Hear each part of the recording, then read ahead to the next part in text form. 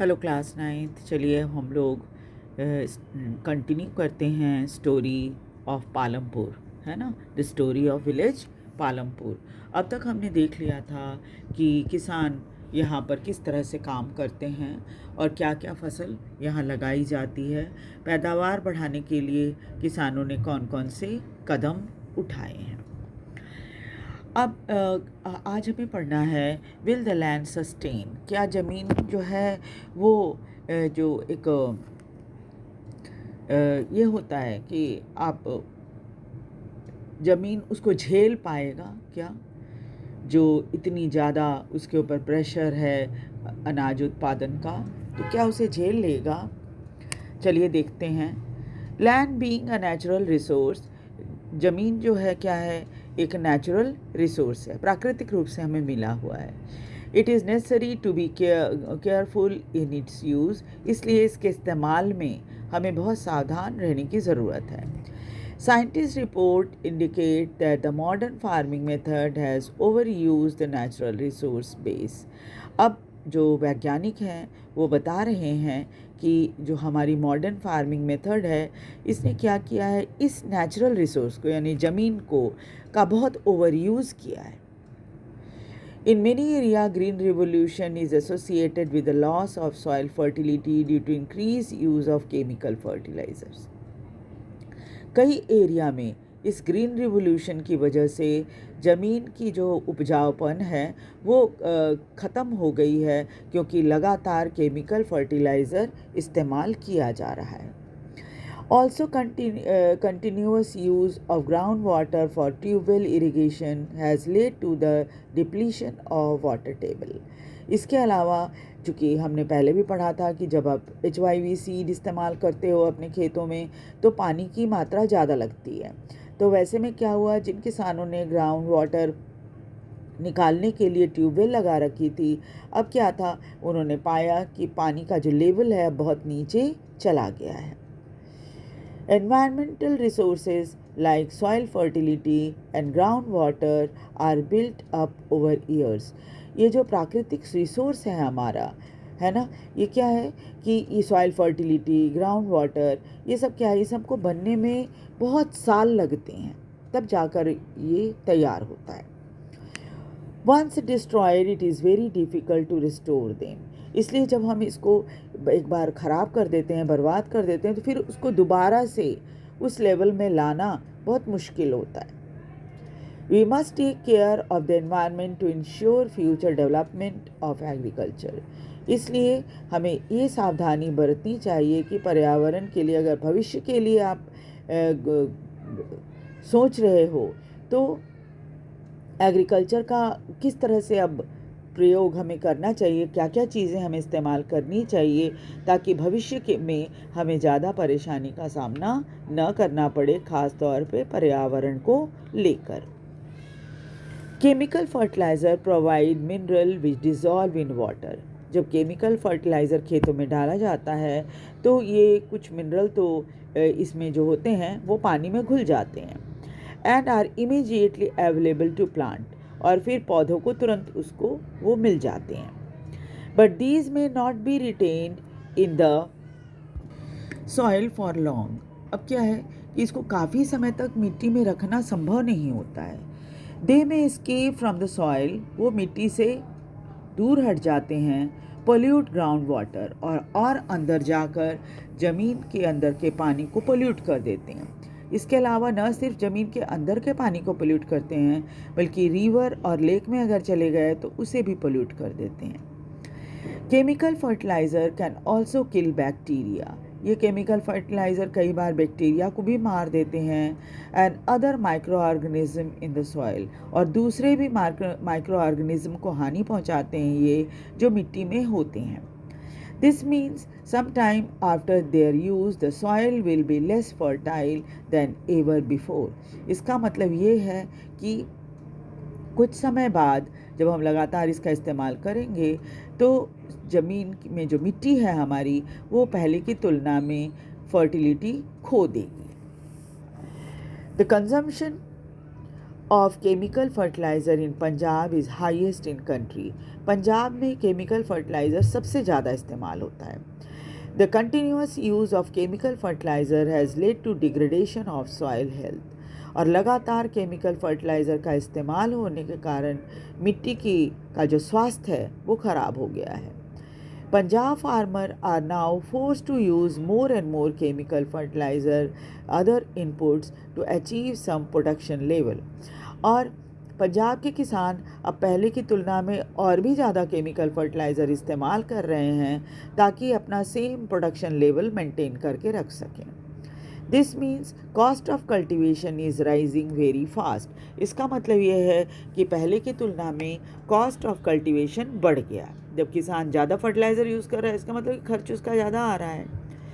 How is land distributed between the farmers of Palampur. Palampur में किसानों ने किस तरह से अपनी ज़मीन का बंटवारा उनका हुआ है, यानी बटा हुआ है. कितने किसान हैं, कौन कौन से किसान हैं जिनके ऊपर के पास कितनी ज़मीन है. चलिए उसके बारे में जानते हैं.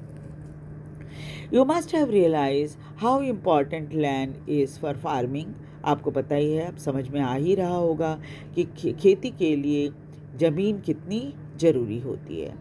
Unfortunately, not all people engaged in agriculture have sufficient land for cultivation. लेकिन बदकिस्मती से बहुत सारे लोग ऐसे हैं जिनके पास खेती के लिए काफ़ी मतलब एक हद तक जितनी ज़मीन होनी चाहिए उतनी है नहीं. In Palampur, about 1/3 of the 250 families are landless. Palampur में करीब 1/3 परिवार, 450 में 1/3 परिवार जो है बिना ज़मीन वाला है, यानी इनके पास कोई ज़मीन नहीं है. That is 150 family, most of them Dalit, have no land for cultivation. यानी करीब 150 परिवार जिसमें से ज़्यादातर दलित होते हैं उनके पास अपनी कोई ज़मीन खेती के लिए नहीं है. Of the remaining families who own land, जो और बाकी परिवार जिनके पास ज़मीन है वो देखिए. 240 families cultivate a small plot of land less than 2 hectares in size. करीब 240 परिवार ऐसे हैं जिनके पास बहुत छोटी ज़मीन है, यानी 2 हेक्टेयर से भी कम ज़मीन है जिसके ऊपर वो खेती कर रहे हैं. Cultivation of such plot does not bring adequate income to the farmer family. इस तरह की खेती में क्या होता है, किसान को इतना अनाज तो नहीं मिल पाता जिससे कि कमाई बढ़ जाए. In 1960, Gobind was a farmer with 2.25 hectares of largely unirrigated land. 1960 में गोविंद जो कि किसान था उसके पास 2.25 हेक्टेयर ज़मीन थी, जो कि ज़्यादातर ऐसी ज़मीन थी जिसमें सिंचाई की कोई व्यवस्था नहीं थी. With the help of his 3 sons, Govind cultivated the land. अपने 3 बेटों के साथ गोविंद अपनी खेत में काम करता था, यानी खेत में अनाज उगाता था. दो they did not leave very comfortably. हालांकि तब बहुत आरामदायक ज़िंदगी तो नहीं, इतनी कमाई होती नहीं थी ज़मीन से कि आरामदायक ज़िंदगी हो.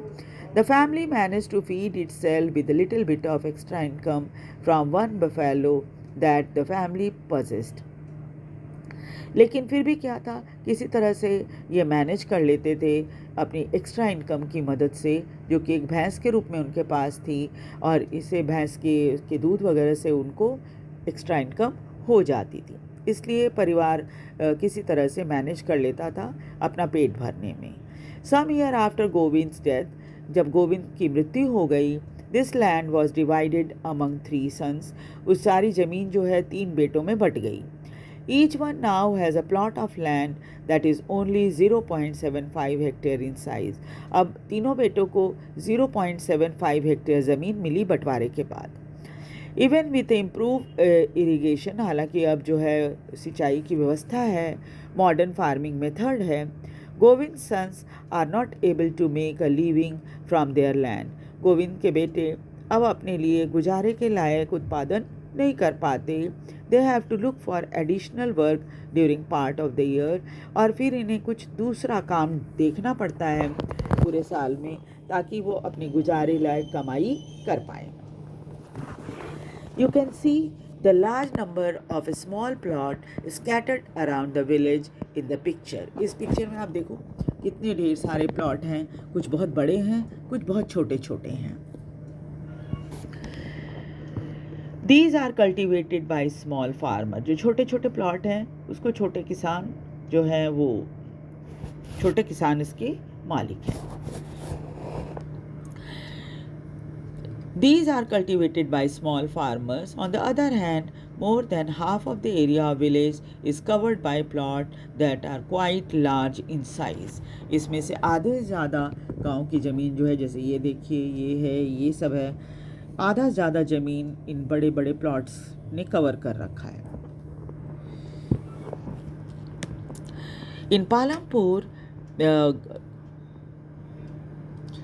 there are 60 family of medium and large farmer. Palampur में करीब 60 परिवार ऐसे हैं जिनको आप मीडियम या बड़े किसान कह सकते हैं. who cultivate more than 2 hectare of land. उनके पास 2 हेक्टेयर से ज़्यादा ज़मीन है. A few of the large farmers have land extending over 10 hectare or more. और कुछ किसान ऐसे हैं, बड़े किसान, उनके पास तो ज़मीन करीब 10 हेक्टेयर से ज़्यादा है. और यहाँ देखिए फार्मिंग के तरीके जो हैं वो भी दिखाया गया है कि कौन कौन से फार्मिंग के तरीके अपनाए जाते हैं. Who provide the labor? अब हम देखेंगे लेबर कौन देता है. After land, labor is the next necessary factor for production. Land आपके पास है, जब आपको मजदूर की आवश्यकता पड़ेगी. ये एक इम्पॉर्टेंट फैक्टर है प्रोडक्शन का.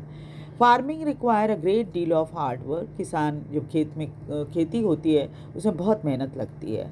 Small farmer along with their family cultivate their own field. छोटे किसान तो अपने सपरिवार लग जाते हैं खेती करने में. Thus they provide the labor required for farming themselves. इस तरह से अपने खेत में वो खुद ही मेहनत करके या मजदूरी करके अपना काम कर लेते हैं. Medium and large farmer hire farm labourer to work on their field. लेकिन मीडियम और लार्ज फार्मर हैं जिनके पास बड़े बड़े प्लॉट हैं इसके ज़मीन के, उनको क्या करना पड़ता है, मज़दूरों को रखना पड़ता है ताकि वो उनके खेत में काम कर सकें. Farm laborer come either from landless family or family cultivating a small plot of land. ज़्यादातर फार्म लेबरर जो हैं वो या तो ऐसे परिवार होते हैं जिनके पास ज़मीन होती ही नहीं है, या फिर ऐसे परिवार होते हैं जिनके पास ज़मीन तो है लेकिन बहुत कम है, छोटी है. Unlike farmer, farm laborer do not have right over the land. Farm labourer जो होते हैं उनको जो अनाज उगता है खेत में उस पर उनका कोई हक नहीं होता. Instead they are paid wages by the farmer for whom they work. इसके बदले में क्या होता है, जब वो काम करते हैं तो उन्हें पैसा मिलता है जो कि जिसके खेत में वो काम कर रहे हैं वो उन्हें देता है. Wages can be in cash और इन काइंड. जो दिहाड़ी होती है या जो मजदूरी होती है वो नगद भी हो सकती है या कुछ अनाज के रूप में भी हो सकती है. फॉर एग्ज़ाम्पल क्रॉप है ना, अनाज के रूप में. Some time labourer get meals also. कई बार मज़दूरों को मालिक से या जो बड़े किसान हैं उनसे खाने के लिए भी मिल जाता है, यानी भोजन मिल जाता है. Wages are vary widely from region to region. यहाँ पर जो मजदूरी है वो अलग अलग जगहों पे अलग अलग है. फ्रॉम क्रॉप टू क्रॉप, ये फसल के ऊपर निर्भर करता है. From one farm activity to another farm activity, like एक एक्टिविटी या दूसरी एक्टिविटी के ऊपर निर्भर करता है. खेती में आपको पता ही है कई स्टेप होते हैं ना, स्टेप वाइज काम होता है, तो उसके अनुसार इन्हें लेबर या मजदूरी मिलती है. जैसे सोइंग है, हार्वेस्टिंग है ना, ये सब. There is also wide variation in the duration of employment. काम जो मिलता है उनको खेतों में करने के लिए उसमें भी बहुत वेरिएशन होता है. कभी काम मिलता है, कभी नहीं मिलता है. A farm laborer might be employed on a daily basis. इनको हो सकता है डेली बेसिस पर ही रखा जाए. और for particular farm activity like harvesting और फॉर होल ईयर. इन्हें या तो फिर हार्वेस्टिंग यानी फसल काटने के लिए रखा जाता है या फिर पूरे साल के लिए भी रखा जा सकता है. Dala is a landless farm laborer who works in a daily wages in Palampur. Dala एक लैंडलेस लेबर फार्म लेबर है और वो डेली वेजेस पर पालमपुर में काम करता है. This means he must regularly look for work. इसका मतलब यह है कि हर दिन उसे काम ढूंढना पड़ता है. The minimum wages for farm laborer set by the government is 300 per day. मार्च 2017 का ये डाटा है. उसके अनुसार एक फार्म लेबरर को कम से कम जो सरकार ने तय कर रखा है कि ये दिहाड़ी या मजदूरी वो 300 रुपये हर दिन का है. बट डाला गेट्स ओनली 160. लेकिन डाला का मालिक जो है जिसके खेत में काम करता है वो उसे सिर्फ 160 रुपये देता है. There is heavy competition for working among the farm laborer in Palampur. Palampur में बहुत कंपटीशन है. सबको काम नहीं मिलता है तो लोग कम पैसे पर भी काम करने के लिए तैयार हो जाते हैं. So people agree to work for lower wages. Dala complains about his situation to Ramkali, who is another farm laborer. डाला अपनी स्थिति को रामकली के साथ डिस्कस करता है जो कि दूसरी फार्म लेबर है. Both Dala and Ramkali are among poorest people in the village. Dala और रामकली दोनों ही सबसे गरीब परिवारों को बिलोंग करते हैं इस गांव में, विलेज पालमपुर में. चलिए देखिए इन दोनों की आपस में क्या बातचीत होती है वो हम नेक्स्ट क्लास में करेंगे. ठीक है, वीडियो को लाइक और सब्सक्राइब ज़रूर कर दीजिए और शेयर भी कीजिए. Thank you very much.